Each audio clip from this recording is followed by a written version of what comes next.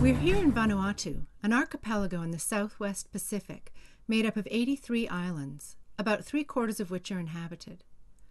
Most of the population, known as Ni Vanuatu, live in rural areas where artisanal farming and fishing are the main sources of livelihood.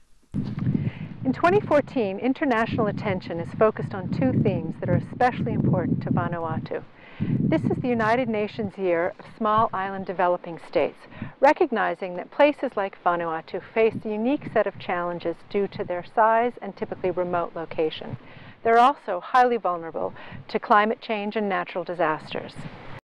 2014 is also the International Year of Family Farming, recognizing that small-scale harvesters around the world, whether on land or sea, are key to protecting food sovereignty and a region's diverse agricultural heritage and traditional ecological knowledge.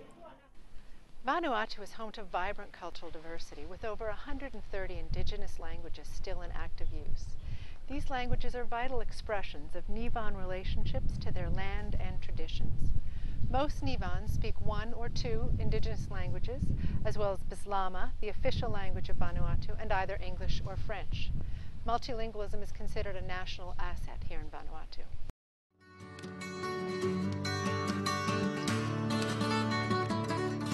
While Vanuatu is classed as a small island developing state, it's also part of a growing orientation here in the Pacific, which holds that these nations are, more accurately, large ocean states, and united together form part of the entire Pacific oceanscape. The ocean helps define Vanuatu, and coastal and marine environments are integral to island life. The sustainable use and conservation of the ocean is of paramount importance here in Vanuatu, as it must become for all of us.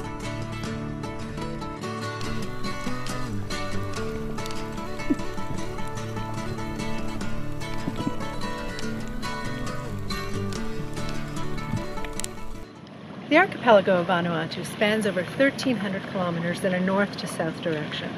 Air and boat services to connect the islands to one another and to the main towns of Port Vila and Luganville are costly. Access to remote settings and flexible, affordable services to support regional and local conservation efforts are greatly needed. This is where Island Reach fits in. Island Reach filmed and produced a video for the Vanuatu Pacific Warriors Canoe Project, part of a climate action campaign building across the Pacific Island nations. We'll continue to document this project's development in coming months.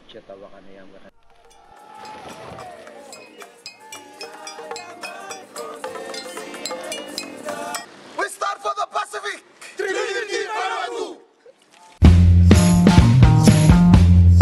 Island Reach completed a water security project for the non-profit Live and Learn on the hard-to-access island of Beninga.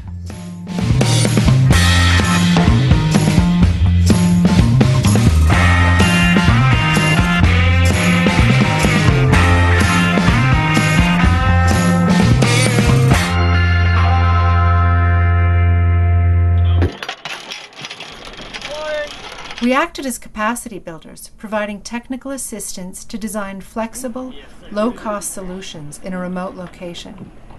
We transported materials and personnel and helped install 11 1,100-liter water tanks and gutter collection systems.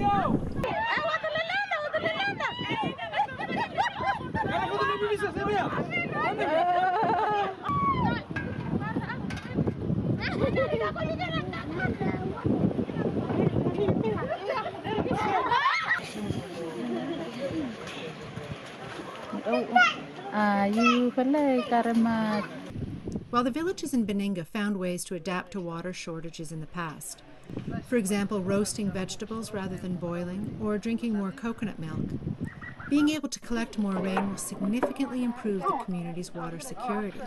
This is especially important in light of shifting weather patterns due to climate change and the anticipated onset of El Niño in the coming months.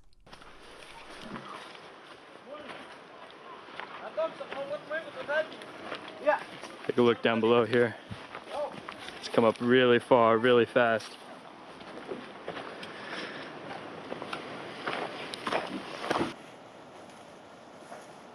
take them on the side, put them another further one in. Okay. Put them every something up.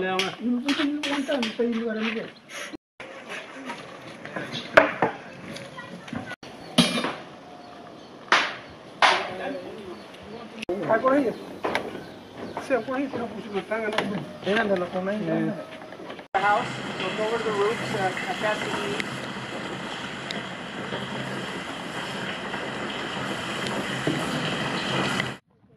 One of our long-term projects this season is addressing the infestation of crown-of-thorns starfish in Vanuatu. While crown-of-thorns, or cots, are a native species in the Pacific, in recent times they've been reaching plague proportions across Pacific reefs. These voracious creatures consume the coral with devastating impacts. Coral reefs in Vanuatu, as elsewhere in the world, are already at risk due to climate change impacts, pollution, and overfishing.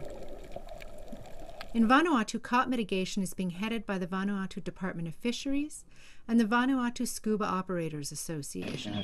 One option for cod removal is to inject the starfish with natural substances that are toxic to them. Another option is to collect them with hooks and bags and dispose of them on shore. Cots are covered with needle-like spines and are toxic to touch. Here, Peter Whitelaw is releasing a dead cod that was hooked and bagged a couple of days before. This Titan triggerfish, locally called a strong skin, is one of the cod's known predators. In some locations, efforts to control the outbreak have been successful in reducing cod impacts.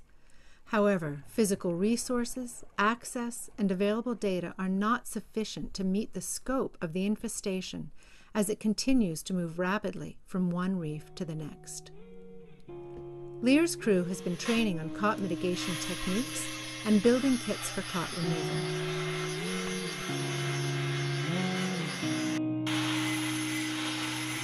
We're shaking the flower bags.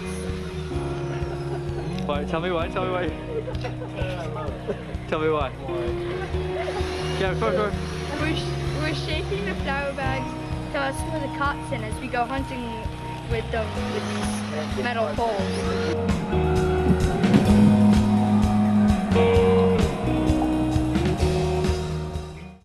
We're now in the midst of a 2-month expedition through the central and northern provinces of Vanuatu. We're working with multiple stakeholders from government and civil sectors and with local communities. We're providing educational outreach at schools and community centers on coral reefs and climate change adaptation. We're helping build local capacity to respond to the cod infestation, which includes training and distribution of the culling kits.